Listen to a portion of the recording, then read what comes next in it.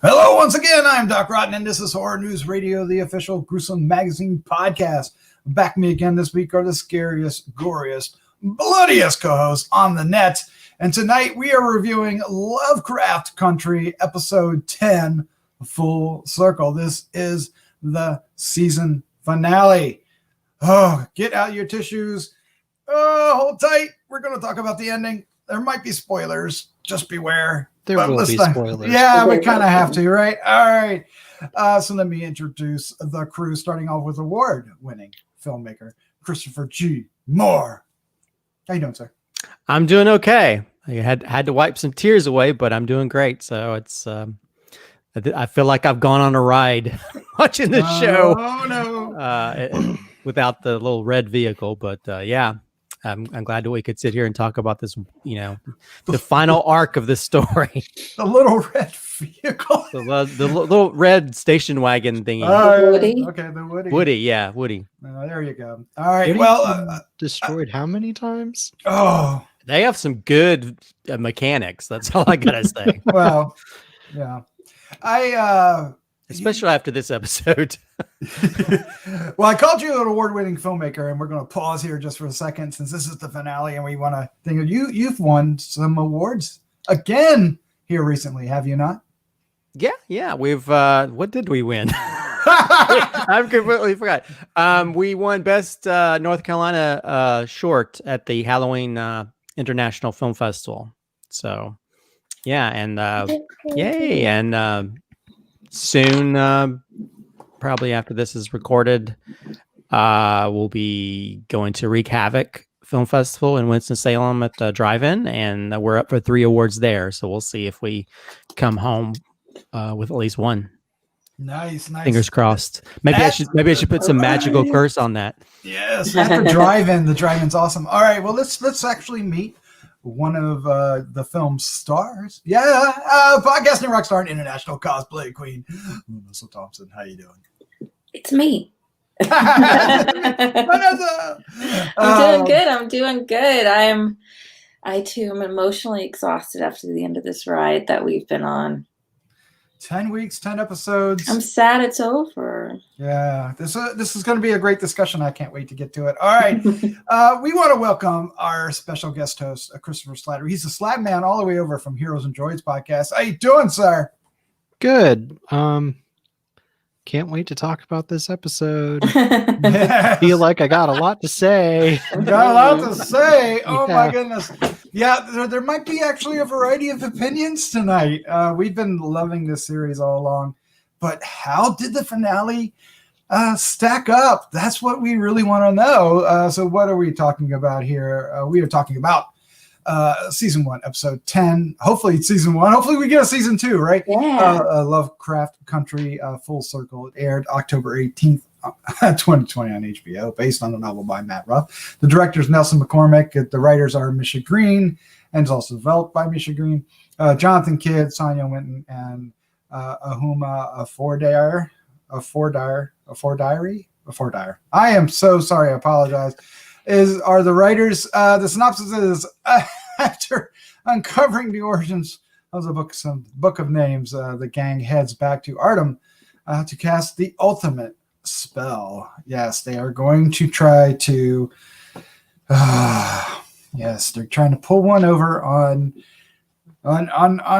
Well, that's spoiling it, right? I'm not even going to go there. All right, what we're going to do here is we're going to give our first impressions, then we're going to talk about the episode a little bit. We're going to wrap things up with our final thoughts, our score, and favorite scene. You want to hang around for that. That's the cool part. That's the fun part. And this is there's going to be some emotional stuff in here, and there's going to be a lot of great things to talk about. I'm going to shake things up a little bit tonight, and we're going to start with Christopher G. Moore. Sir, what is your first impression of not Rewind, but Full Circle, episode 10? Yeah, I think like a lot of us, I was kind of wondering how they're going to wrap up so much stuff, and I don't know. It almost feels like it was kind of confusing at times for me, because it seems like we were going sort of head first into sort of this finale, but at the same time, it still had an emotional ending because we've seen the arc of Atticus this whole time. So we get to sort of see him fulfill his destiny. I was kind of glad that we did finally, Gia got to be incorporated in some way or fashion, even though it was kind of shoehorned in there. It felt a little, yeah. We also get a little bit of resolution with the D character, which I think probably my favorite moment is her almost turning into like super villain. But yeah, it's I don't know. I it's kind of hard to explain because I feel like, there are some great moments, where they're all coming together. There's some really cool visual things, like when Atticus and Leti sort of go into that ether world or whatever, with like the fiery walls and stuff. So we get a final moment between Atticus and his mom. So it's got so many really great moments, but I don't know. It feels kind of lost because I think in the process of them trying to fill out the end of the story arc, they also kind of dropped some characters to the side that probably didn't deserve it, especially Ruby. I feel like it was kind of disservice to her character. She's been this strong, really great character throughout the whole series. And then a lot of the stuff that's implied is implied off screen, and then we don't even kind of, deal with that properly, other than the whole twist, which I kind of saw going into that. But yeah, I think this last episode is kind of a mixed bag. It's kind of it's great in some parts and it's kind of disappointing in parts. So I feel like there's a lot of missing pieces to this puzzle that didn't really get integrated in their sort of search for trying to fulfill an ending to this. And endings are always hard for any series. So yeah, it's a mixed bag for me. I still enjoyed it. But I think compared to all the other episodes, which you could have better resolution in their individual episodes, this really didn't turn out as good as I'd hoped. I guess it's a good way to say it. I agree with that. It's kind of like the Slattman said, it going into it earlier this afternoon, it's like, it needs more than an hour. It needs more than an hour. It should have had like a 2 hour to sort of really fulfill everything, but yeah, felt like it needed another 30 minutes at the very least. All right. Yeah. Well, with that said, we'll go into Slattman and get his first impression, sir. Yeah, it's a roller coaster of an episode. Its high points are very good. Like Christopher G. Moore was saying, like there's moments in it that just are still fantastic and still resemble like what we love this series for. Great character moments, great visuals, great soundtrack choices. But then the lows in this episode are just way more frequent than we've gotten in any of the other episodes. And in my opinion, it sounds like they took a script for 2 to 3 episodes worth of storytelling and crammed it into one hour long episode. And it seems like there's so much that was left on the table that they never really talked about or never really explained or never really gave it its due time. Like the first 20 minutes of this episode, I feel like could have been an entire hour by itself. Yeah. So for me, it was again, to reiterate what Christopher G. Moore said, it's kind of a mixed bag. There are parts that are really good that I really, really liked. Most of those are character moments and like dialogue moments and moments between characters that just flesh out these amazing the amazing characterization that they've spent 10 episodes developing, but as far as wrapping up the story, I would have to say I'm disappointed. especially in that final scene. I did not like that. Didn't like the But final scene. I did not like that, but we'll talk about that once we get Stinger, past, if you will, right? yeah, we'll talk about that once we get to the past the spoiler wall, I guess. Spoiler wall. All right. Yeah, it felt like I'll reiterate. It felt like there might have been like a 12 episode planned arc, and they had to shove the last little bit. It did feel like that. Let's see if that continues. Vanessa, you're up next. What is your first impression of Full Circle? I had a lot of fun watching this episode, but I definitely am feeling the same way the rest of y'all are.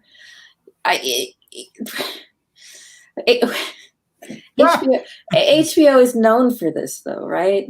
We should maybe not be so surprised to get to the final episode of something so amazing and to kind of be disappointed by it, because it's trademark for HBO at this point. And are you saying Game of Thrones here? No. I could say many things that they've done this too. And it was a great episode. It just felt very lackluster for everything we had built up to. Like y'all are saying, so many things were just left untied, and I don't know. I just felt like our characters deserved more than this episode gave them, and it just was kind of like, oh, we said this was going to happen the whole time, and here it is happening. But not even in any kind of it wasn't even all that magnanimous in the way that it took place. So I don't know. I'm feeling very mixed emotions of my own about it as I'm still processing it. Just especially after having felt so strongly after previous episodes, just the last one too. Mm-hmm. I'm still reeling from the last one, and this one just seems a little just flat to me. A little flat. Yeah, Slattman, you said it right. Like the first little bit doesn't really match the latter half, right? When the actual finale. It needed to be there because we had to figure out what happened with Dee, so it was part of it. But it felt like it needed its own little arc because she needed a little bit more punch to her. The Ruby bit has rubbed me a little wrong way. The twist was interesting because of what it represented, but at the same time, it kind of shuffled Ruby off to the side, and she had grown to be such a strong character over the past few episodes, the past 3 or 4 episodes, that it really is a shame. But she did get to kick ass, at least the actress, so that was a lot of fun. At the same time, I'm not quite as picky, or that's not the wrong word. I'm not quite as adverse to it as the three of you are. But I understand. Because I was kind of like, what's going on here? What's going on here? But at the same time, there are some really great emotional highs that I think make it a worthwhile episode regardless. Tick's letter alone is just heartbreaking.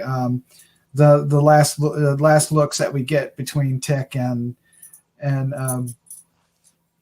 I'm losing a name all of a sudden. Why am I doing Leti? Leti, thank you. Tick and Leti, that the I love you moment was great. So there's these interesting things happening here. I really enjoyed the song, singing the song and the Woody on the way, that family moment. Although in hindsight, I'm wondering if there's like a little dark undercurrent with that particular scene that we're not really understanding yet. And then of course they are triumphant in a way, and then Montrose's realization of what's happening, just the heartbreak there as well, but yet there's still hope in it at the end. Again, circling full circle back to the letter.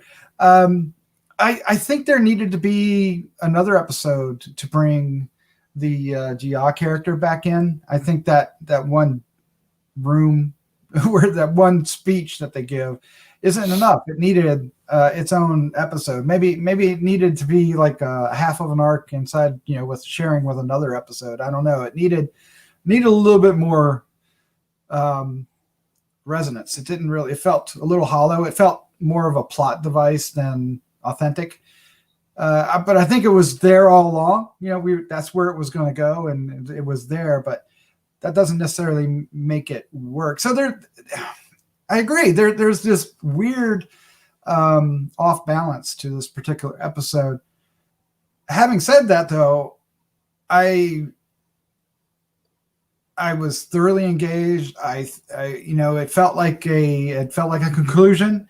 If we don't get a season 2, it feels like we got a beginning, middle, and an end.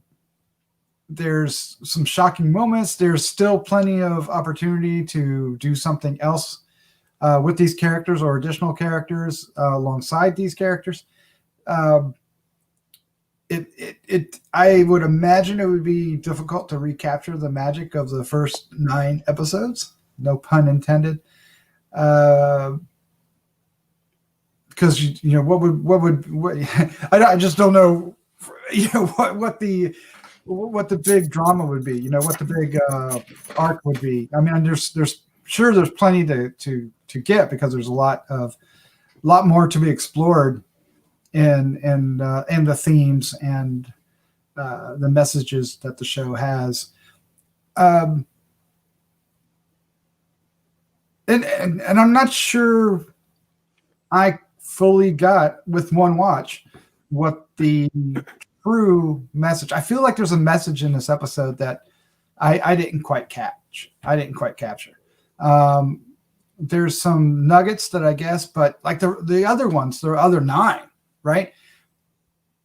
There was no question what they're after, and there's a lot to gain, and this didn't quite have that as well. So I feel what you guys are saying, and I think I've just talked myself into feeling maybe the exact same way. How odd.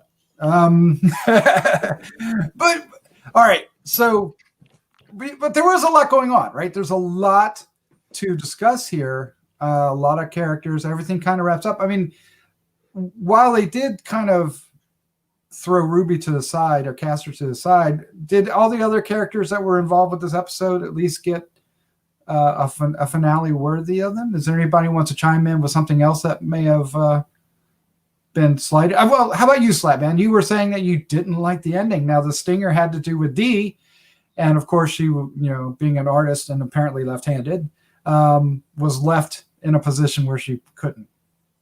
It'd be difficult for her to continue. We find out how she can, and then we have a character moment that was it true, or is that the part? Would that character do what she did? Is that what rubbed you the wrong way? Yeah, that's kind of what rubbed me the wrong way. Like, I don't see Dee being that type of, like, I don't. Maybe I need to go back and rewatch one of the episodes, because I don't remember Christina ever doing anything to Dee to make her want to do that to her, outside of killing Tick. Or her father. Oh, yeah. I guess there's... Well, no, she didn't do that, though. She didn't do it, but her family did. Yeah. But I don't know. I didn't really like that. I didn't really like where it was, what it was implying. And I don't know. I also found the whole mechanical bionic commando arm like a little... Yes. A little too out there, and that's saying a lot considering what we've done in the last 8 to 9 episodes. Like, I don't know. I didn't find that one as believable. I didn't feel like that's really what Hippolyta would have done. I feel like she would have tried to find a way to cure the arm rather than just replace it with a I'm gonna choke you device. I don't know. The whole scene just kind of rubbed me the wrong way, and Dee with her pet Demigorgon light. Yeah. Just I don't know. I don't know. I can't really think of a better way to describe how I feel about it, other than it just rubbed me the wrong way.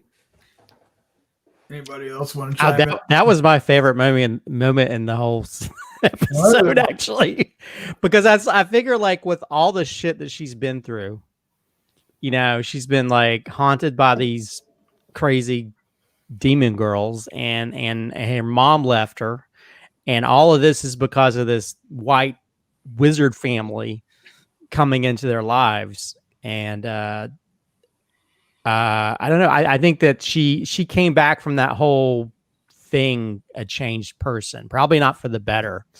And if anything, I kind of like that. It was actually very comic bookish, that whole ending with the with the monster, like how, you know, he did the Godzilla, yeah, going at the moon and stuff. And I was like, I really love this moment because I was like, I think for me that was like more shocking than anything, because, you know. And at the same time, I'm like, she's been through a lot. But yeah, I do kind of question, like, when did she flip so adversely? I feel like it would have worked better for me personally if she had let the her pet Shogoth, I think is actually what it is. I think it would have worked better if she let the little pet Shogoth eat Christina instead. I thought that was going to happen, but also she was reading the Lovecraft Country book, so she has probably more information behind the scenes stuff that might affect her as well. So, but I don't know. I kind of like that moment. That was, I mean, I agree with Vanessa. The episode kind of felt flat in parts because we've gone to so many crazy places, and this seems like to be a no-brainer with how it's going to end. So that was the only thing that I wasn't really expecting, because even the whole Ruby twist, I kind of knew that seemed a little bit off. I kind of knew where that was going. So that was the only moment where I was like, what? But I don't know. I like that moment, but I can understand how people might be turned off by it because it does seem kind of contrary.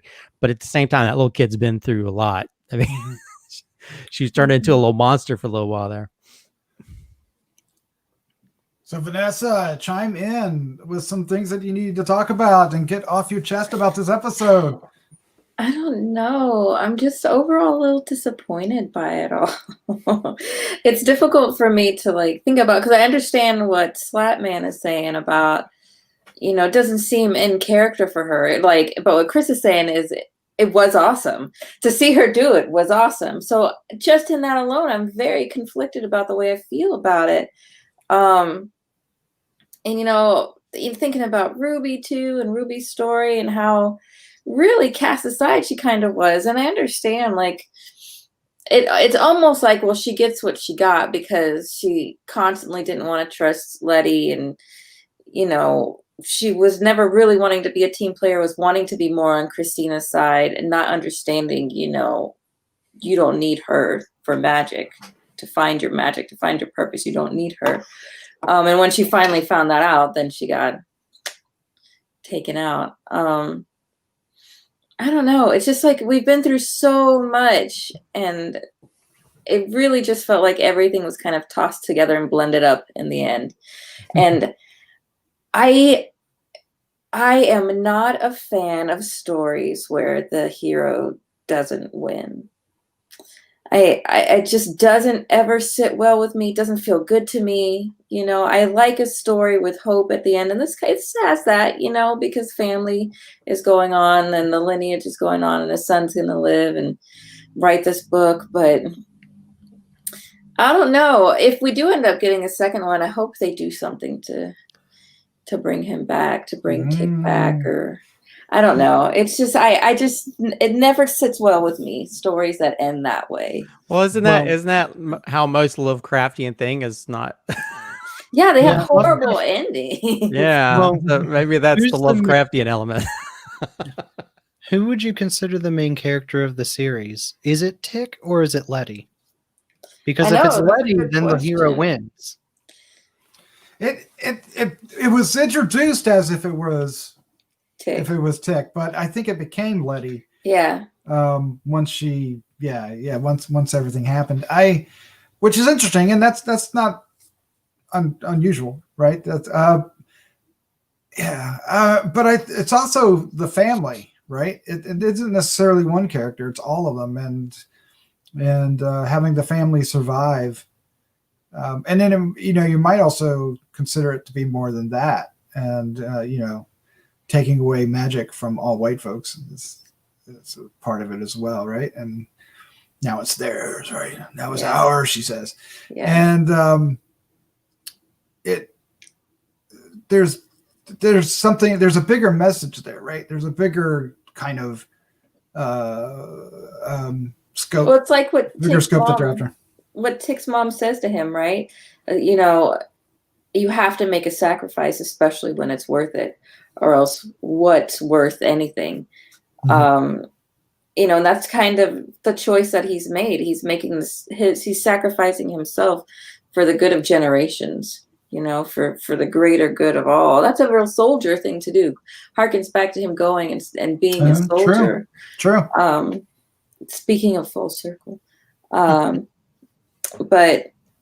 he's such a great character, and he grew so much throughout the whole thing. And I just expected more from the ending.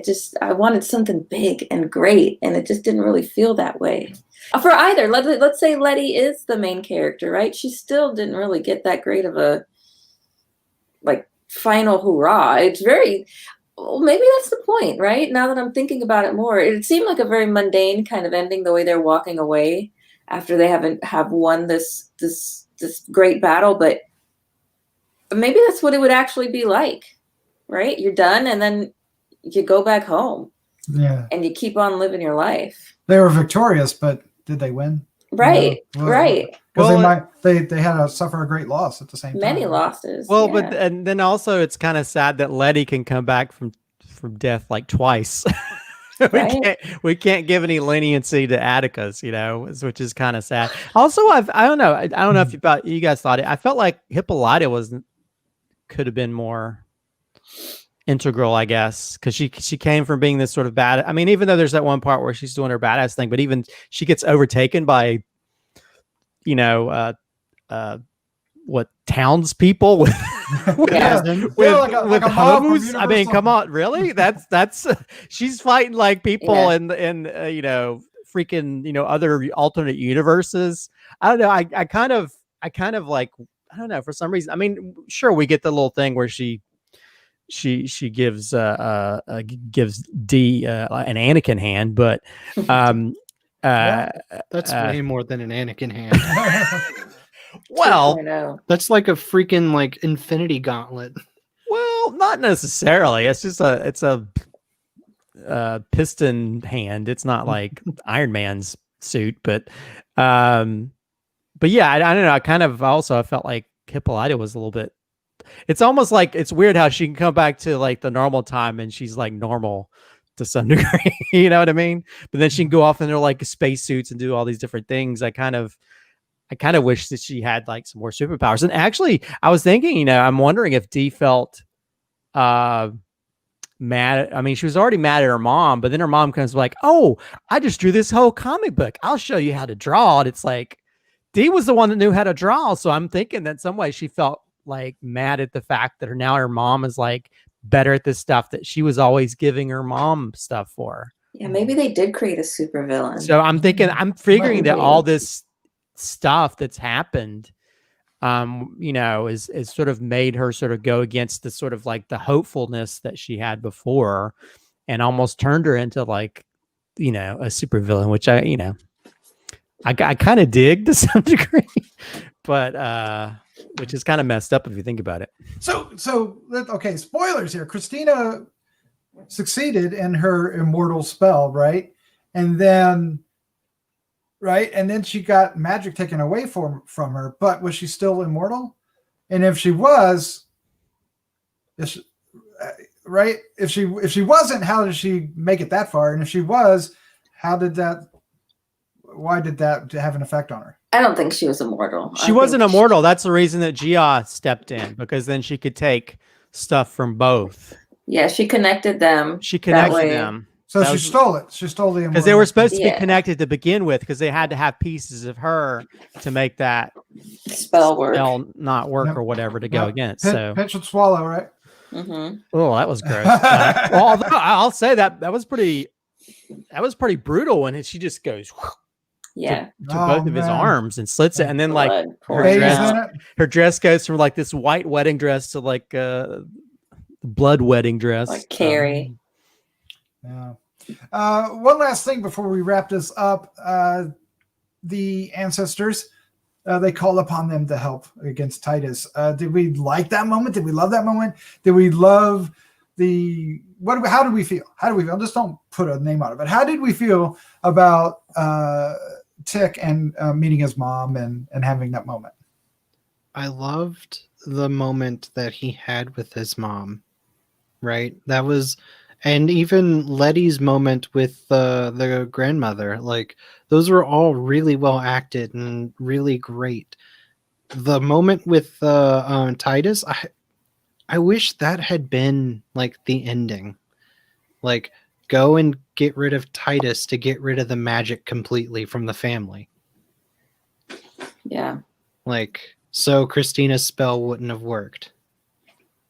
Or summon in or they could have like summoned in all of the ancestors to help with the spell to get rid of the magic from Christina. Like that would have been so much more impactful if the scene where the ancestors came in, if that was what happened just at the end, but with Christina instead. I feel like that would have had more of an emotional impact. Yeah, I get what you're after. I don't know if I necessarily agree 100%, but what I do agree with is that it gave it more than one ending. There was actually like 2 or 3 endings in this episode, right? You had the finale with Dee, you had that, and then you had, of course, the thing. And that, Christopher, does that work as a script? No. No, I feel like it feels very kind of scattered. It's almost like all these good elements of different things, like sewn together like Frankenstein, and I think that's why it doesn't feel as complete as some of the other episodes, which have a natural arc to how it starts and ends. And it just, I don't know. It just seems like there could have been a more natural way to get to that, and maybe it should have been an hour and a half or 2 hours to sort of be able to work it. But I felt like there was a lot of missed. There's a lot of missed scenes or connections that kind of make it all make sense. It's like we're trying to rush so much to fulfill this hour period that we have to take off. And it makes me wonder if there's like maybe stuff that was cut out. But then at the same time, I feel like there could have been, I don't know. I mean, I feel like there could have been a lot of other ways that this could have turned out, like there could have been a better way of using Gia. I could easily see Gia like, using the method to be somebody else so that she could have sex with Christina and then, take her out. I mean, there's like, the sort of the Deus Machina or whatever. She was like the Deus Machina character in this, where she just shows up and does her thing, but at the same time, I'm kind of glad that they did integrate her. But again, it was like, I don't know, there's a lot of missing pieces, and it's weird how we come off the last episode where we had more questions and answers, and this one we just had the same but not the same level of flow to it. And a lot of that's and that's always the problem with most series, is trying to wrap everything up, make everything make sense. And they didn't, a lot of the stuff that's in this, it's kind of funny that it's full circle, because we're just going back to a lot of these elements throughout the whole season, but it doesn't necessarily make it a good episode. But and compared to the other episodes that work so hard to make those individual stories work, and then when you're having to work with all the stuff from all the previous episodes and just make it all make sense, it becomes more confusing by the end of it, to where I was like, I'm wondering if I have to watch this again a few more times just to understand what just happened. I might too. Yeah. Well, we did learn one thing, and that is Tick isn't necessarily a good singer. But regardless, life is but a dream. Sweetheart. All right, let's do this. Let's wrap things up. We're going to give our final thoughts, our score, and favorite scene. But before we do, if you're still hanging with us, one, thank you so much. Two, please subscribe down below. Hit the like button. Hit the bell so you can be reminded.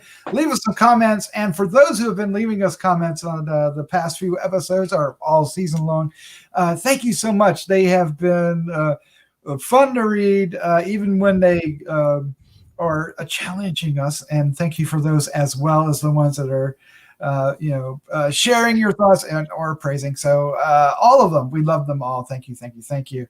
And this has been a great time covering this series. We didn't know if it was going to be what kind of show, although with the talent involved, we had a good feeling it was going to be as good as it was. But let's wrap up the season finale here with our final thoughts, our score, and favorite scene. We're going to reverse the order. So that means, Vanessa, you're up first. Yay! I love this series. I'm sad that we're at the end. I wish there were more. I need more episodes. I need more of the story in my life, because it's been a fantastic past 10 weeks that we've been covering this, and I've just really enjoyed every moment of it. I think what you were saying about the ancestors coming and helping and being a part of it really leads more into Leti being the main character, I think, because they're all women. And so it's the women in the family who are passing on this lineage, passing on this book of names and this knowledge. And, it just kind of had to go through Tick in that moment. But I think that's a real good case for, Leti being the one that was supposed to make it out of the story alive. And she's been my favorite character the whole way through anyways. I love her. She's such a strong, amazing character. The actress did an amazing job bringing her to life, as did all of our other actors in this show. I'm sad. I need more. I need more. Oh. I need to get my Cthulhu. We only got a little bit, kind of. I need more Cthulhu in this. Maybe season 2 will go in that direction. So with that being said, it's really difficult to kind of pick a favorite scene because they had a lot of things going on. But I think I'm going to take the fight scene, because I was just like, yes, they're finally getting a full-on fight scene for our characters. And that was just a lot of fun just to see them brawling like that, especially after that, ginormous moment of realization Leti just had. And then to jump into that fight scene was a lot of fun. So I like that a lot. It was kind of like there was a lot of different moments in this. There was happy moments, there was sad moments, funny moments, and that was kind of one of these lighter moments, and until it started taking another turn. Score. That's the hard part this time. That is the hard part this time. I'm conflicted. I think I'm gonna give it a 4. 4. Yeah. Well, I think that's solid. I think it's good. Between a 3 and a 4 is what's I'm just bouncing back and forth, but I'm going to grade it high because the entire series deserves a 5. Fair enough. All right, Slattman, you're up next. Give us your final thoughts, your score, and favorite scene. While the entire series soared very, very high for the first 9 episodes, man, it was a rocky descent to the landing pad. And while it got to the landing pad, there was a lot of turbulence. Well done, sir. Thanks. I've been working on that one for the past 45 minutes. Nice. It's such a great series, and even though it doesn't end the way that I wanted it to end, or it kind of rushes to tie everything together, we can't forget how great the previous 9 episodes were and how attached we were to these characters. And the characters are really what shines. And the character moments that we get in this episode are great. The little moments that we get, like the little moment between Tick and Montrose, like that in the forest was really nice. Like it's those little moments that just kind of make this series amazing. I really wish it had landed a little better. I wish they had planned out this ending a little bit more, or they had gotten permission to do 11 or 12 episodes for the season instead of 10, because I really feel like this episode is kind of hindered at the fact that it really feels like they had to take 2 to 3 episodes worth of content and cram it into 1 hour long slot. And I think that's kind of where it suffers the most. And I wish we had gotten more moments with our characters, and some of these characters, I wish they had had their justice. Ruby comes to mind. And I kind of wish we had gotten more moments with Dee after she was healed. Because like I said earlier, like the very end kind of comes out of left field, at least for me. And I wish we had had more time to see her after everything that had happened to her, especially with the spell that was put on her. It would have felt better to have. No, we feel better to understand her decision to have. Yeah, definitely. But all in all, it's still a great series. It's not a bad episode, but it's definitely the weakest episode of the entire series for me. For my score, I'm going to give it a 3.5. Yeah.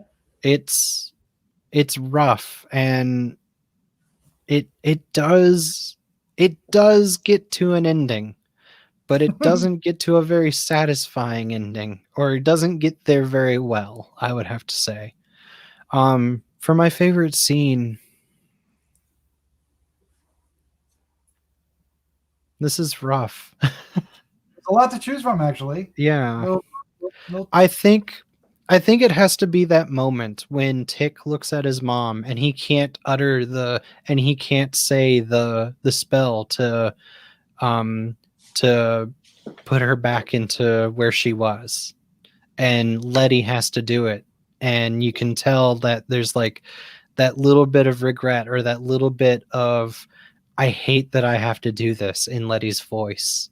That was really powerful, and I was really hoping that Tick would be like, "I love you, Mom," or something, while he did that, while Leti said that. But his look said it all. So silence was palpable there. Yeah. All right. No, that's great. All right, Christopher G.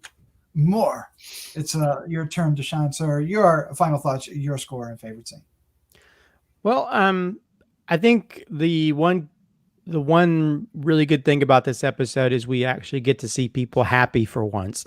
Throughout this whole series, they've been stressing about this or that, and we have so many great moments, whether it's the moment in the car or the moment where Atticus is looking at all of them while they're preparing to leave, and he sees everybody's happy.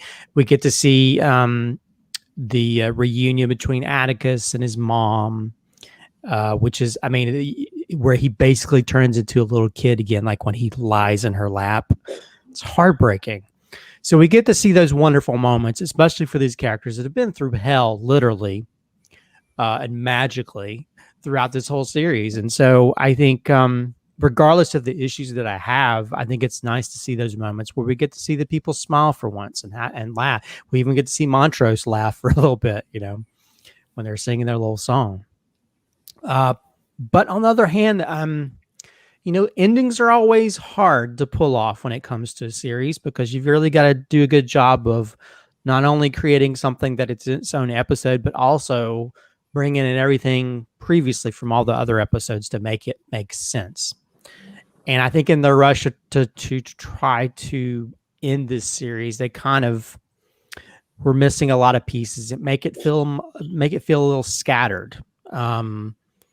And not as complete as some of the other episodes feel, where they really did a great job of creating a specific flow, character arcs and all that good stuff.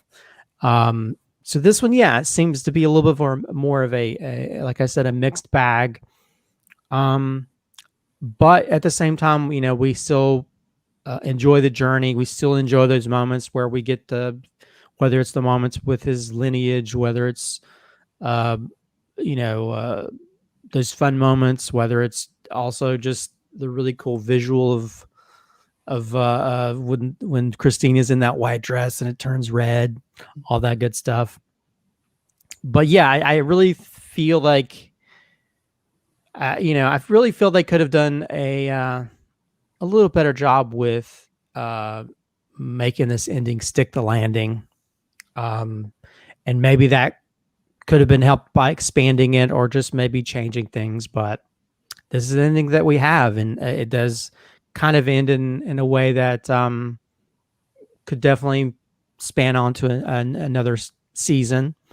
I kind of wish that we'd had almost like a capper on it, to where we sort of like, you know, a post ending where we see all of them go back to town and that kind of thing. But we didn't really get that.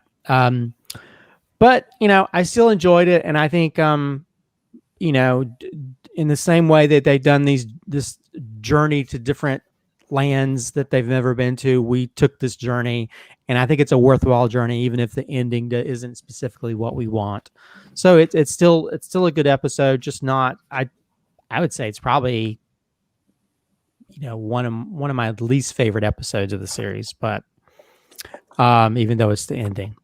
So as for a rating, I'd probably give it a 3.75. Okay. You know, I can't really, I'm kind of torn on it. I mean, it definitely it probably would have gotten lower if the season as a whole wasn't so great, but I really think it's missing a lot of elements that really make this episode as good and as fluid as the other episodes have been. As for a favorite scene, I'm gonna go with the D supervillain. You're gonna take it. The Sorry. Mhm. I don't know. You know, I think because I already knew where it was going a lot of the episode. It didn't really take me anywhere new. That was the only thing that made me like, what? Mhm. And I kind of enjoyed that watch, even though in some ways it doesn't make sense. But I don't know, the more I thought about it, the more I could see that she's a messed up little girl who's her whole life has been writing stuff based on fantasies in her mind. And now she's got all this stuff that's real stuff. That's going to be a lot of hard stuff to deal with, you know, when your mom is now telling how she's going to alternate universes, and this cop spits on you and creates a spell that makes your hand turn into a shriveled, you know, raisin of a hand. And so it's like, yeah, it's a really messed up situation that I could probably drive anybody to be a super villain. At least that's the way I see it. Or maybe she's just maybe she's just doing her part to, you know, to make sure Christina doesn't do anything else or doesn't escape. That's true. Oh man, Vanessa's feeling the time here. We're doing it Sunday night and the weekend's catching up. All right, well, I'll try to wrap up so that Vanessa can get her beauty rest here. I liked it. I mean, I agree. There are elements in this that don't hit home well, and it is it doesn't rise to the excellence that the rest of the season had.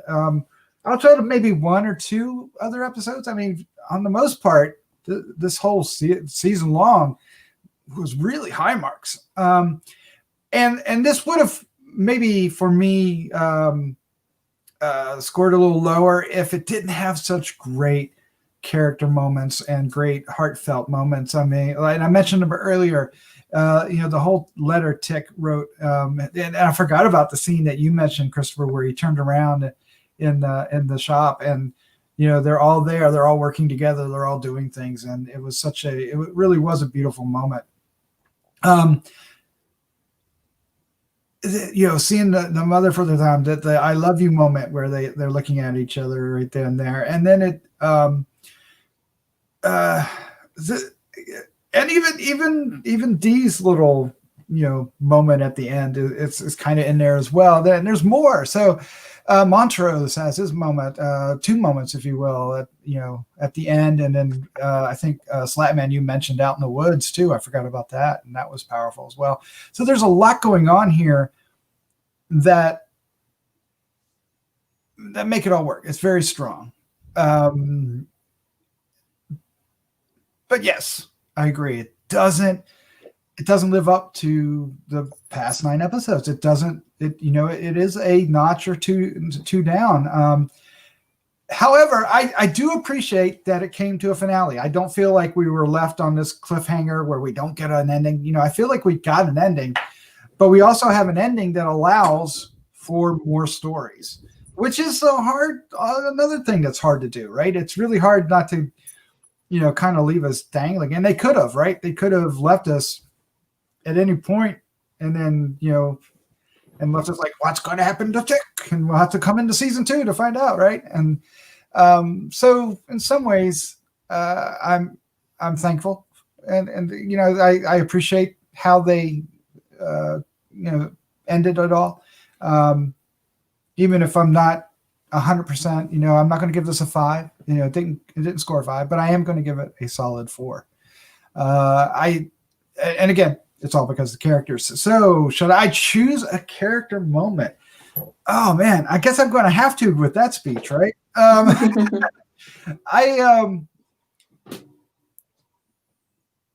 Okay. I mean, I really want to go with the song. I know you do. I did love the song. And it starts with Dee singing, and then I believe it's the mom, right? Her mom starts singing, and then Gia starts singing, and everybody else starts coming, and then Tick. God, Tick, sorry, Tick, but hey, it was funny. I really want to choose that. If it's not that, it's the I love you moment. I don't know why. That moment really, it really got me. It was almost like, and I thought of you, Christopher, not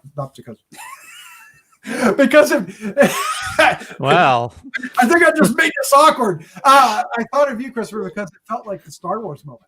I thought he was going to say I know, and I was like, no, that's just me. Right? That's just me being a Star Wars fan, hoping that would happen. But I really thought, it was that because he didn't say anything because he couldn't, right? But at the same time, I felt it, right? It's the chemistry between these characters, the romance between these 2 characters was strong from the moment they met, right?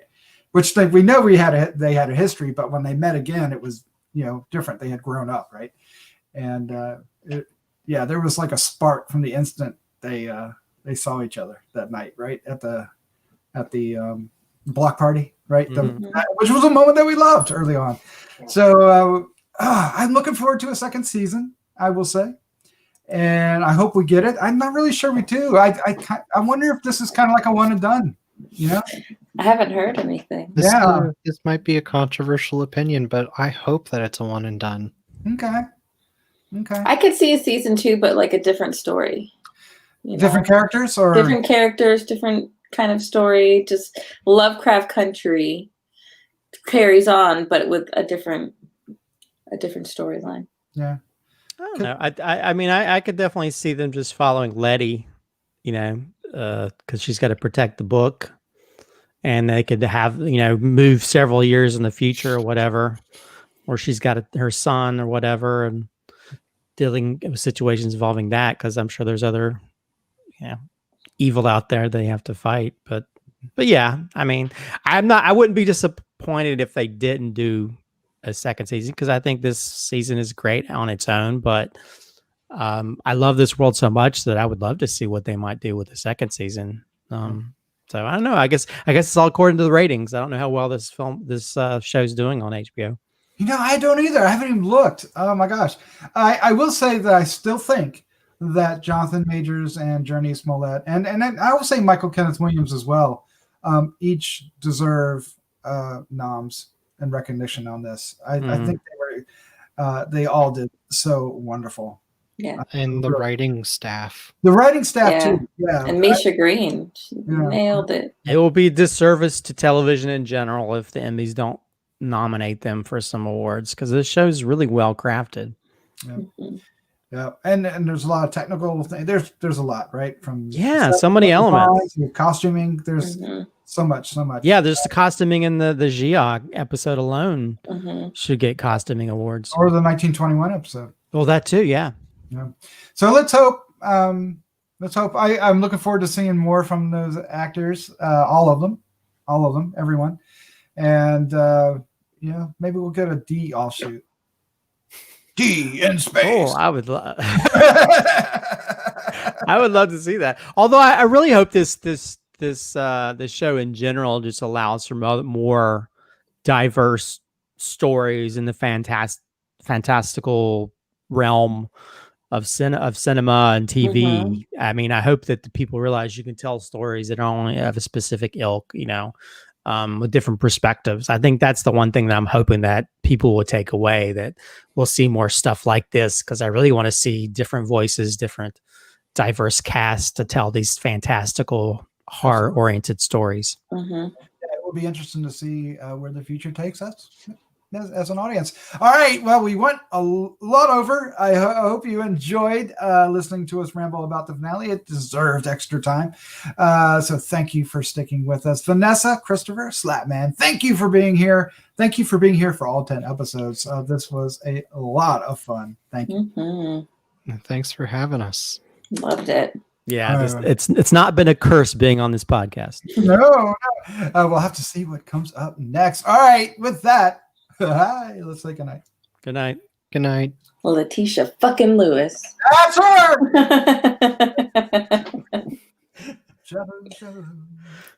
Good night.